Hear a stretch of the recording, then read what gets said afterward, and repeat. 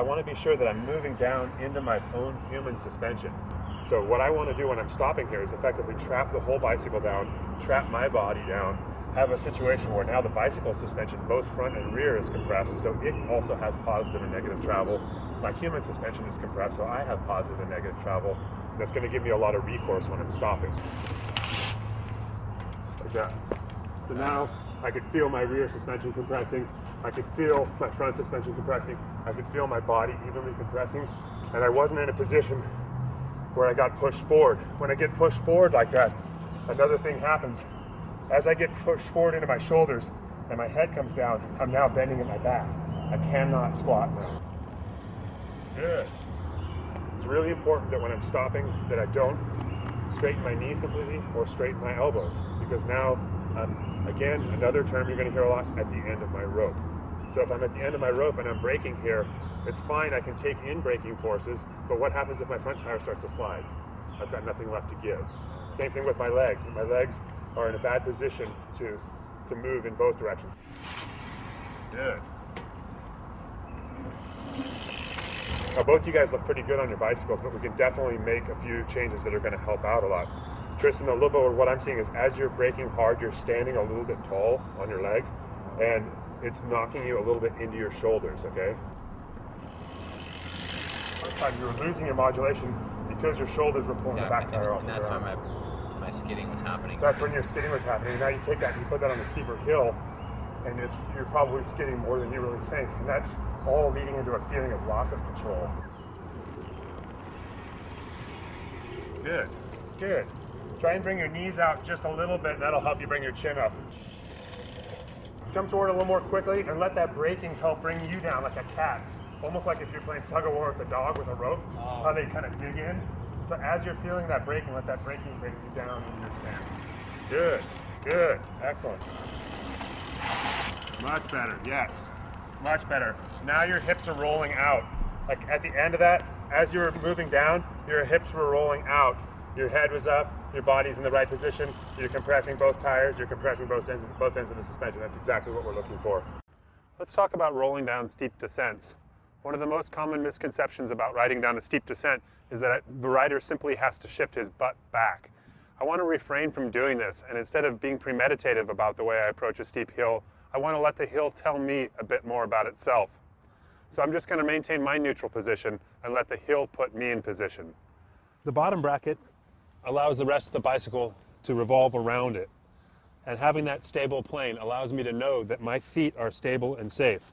I often visualize a magic carpet here around my pedals with two locations where my feet are firmly embedded. My feet will simply float on that magic carpet down the terrain, and the bicycle will jockey underneath me. Well, we talked a little bit about body position with the various parts of our body and the importance of utilizing our human suspension correctly. And one of the things that I want to touch on briefly is the way that our elbows work. And there have been some changes in recent years with the way people hold themselves on the bicycle, the people who are most successful, especially in elite downhill racing. When I talk about having my elbows out, I don't want to just have them out and anywhere like, up high like this where I'm going to push a lot of pressure into my shoulders. The idea is that I want to get my elbows out but hold them relatively flat. It's more like bouncing a basketball, the same kind of pressure it would take to bounce a basketball. As soon as I bring my elbows up and that bike comes into me, it's more like doing a push-up. So a lot of riders are doing a lot of extra work. It's particularly tough for tall guys to get into a position like that, but it is possible. It takes a lot of work, a lot of strength in the lower body to stand in that position, especially for long periods of time like a full downhill run, but very effective. If you can get your elbows from maybe being up here and kind of grabbing the handlebars too tightly to just relaxing a little bit and keeping your elbows a little bit lower. It's just going to take a lot of direct pressure out of your chest and shoulders and let the bike do the work. Let the suspension of the bicycle do the work. Let that bicycle jockey like a horse underneath you. We're going to talk for a minute about something that I call being at the end of your rope. When we're riding, as we've talked about, it's really important that we stay dynamic and stay within our body movement and our bicycle movement. We want to stay in a position that's neutral and allows us to move in both directions, allowing both for positive and negative travel from both our bicycle and our body. What I mean by this is, as we've talked about, when our suspension is squatted down and we're down inside our bicycle, we have both positive and negative travel.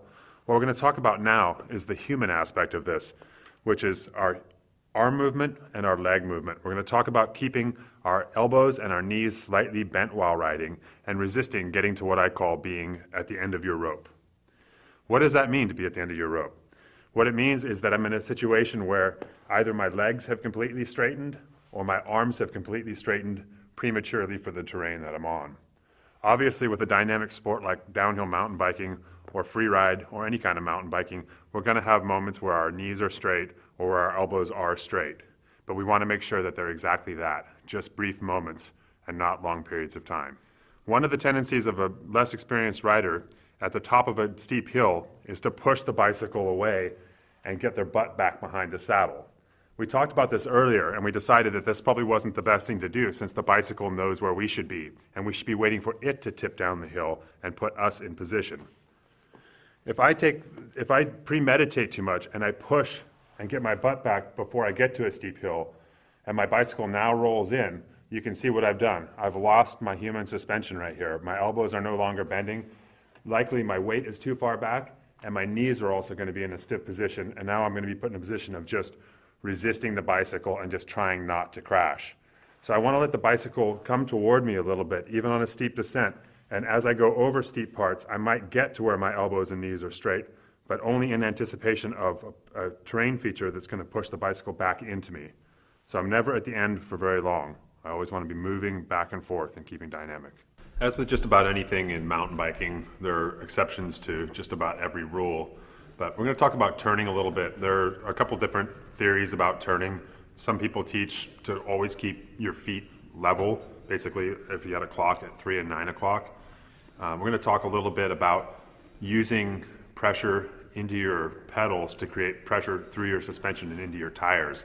And some of the time that's going to require us to be in a position where we're at 6 and 12, where we have our outside foot pressuring directly down through into the ground and creating basically directional points of pressure straight into the ground. There are obviously going to be times where we're going to have our feet in a different position just because of the terrain, but in general on flatland turns, we want to force that outside foot down. There's a couple reasons for that. One of the reasons for that is it puts us in a better position to swing our inside knee in and look for the inside of the apex of the turn and gives us a cue to start turning around that inside knee. The other thing is a lot of people ride flat pedals these days. So if you want to take your foot off because you have flat pedals, it's a nice advantage that you have riding flat pedals. Well, if your feet are always set at 3 and 9 and not at 6 and 12, when you take your foot off, what's going to happen? Outside pedal is going to go down, it's going to throw your weight off a little bit. So in general, on long radius turns or turns with a really tight radius, we're going to be more likely to actually get our outside foot all the way down to the 6 o'clock position. Unless you're on a full off camber turn or something, you're not going to be all the way down consciously. Mm-hmm. You're going to be just using the pivot of your bottom bracket to get your, to get that traction and use that leverage. Yeah, and that brings up a good point. And there's something that we teach at Fluid Ride that we call dipping. And basically what that concept is just what Lars talked about. If I'm riding along and I'm pressuring with my feet set even, and instead of maybe bringing one foot, all the way down to the bottom or the other foot all the way down to the bottom, we're almost always going to dip a little bit. And if you slow a video down of almost any elite racer, you might think their feet are level, but really slow the video down. And when you see right at the apex of that turn, watch their foot. That inside foot's going to come up a little bit and that outside foot's going to go down just for an instant, because what that does is it takes my knees from being level, and just for an instant, it brings my inside knee up and it gives me something to fall around, something to commit into the turn. If my knees are just level the whole time,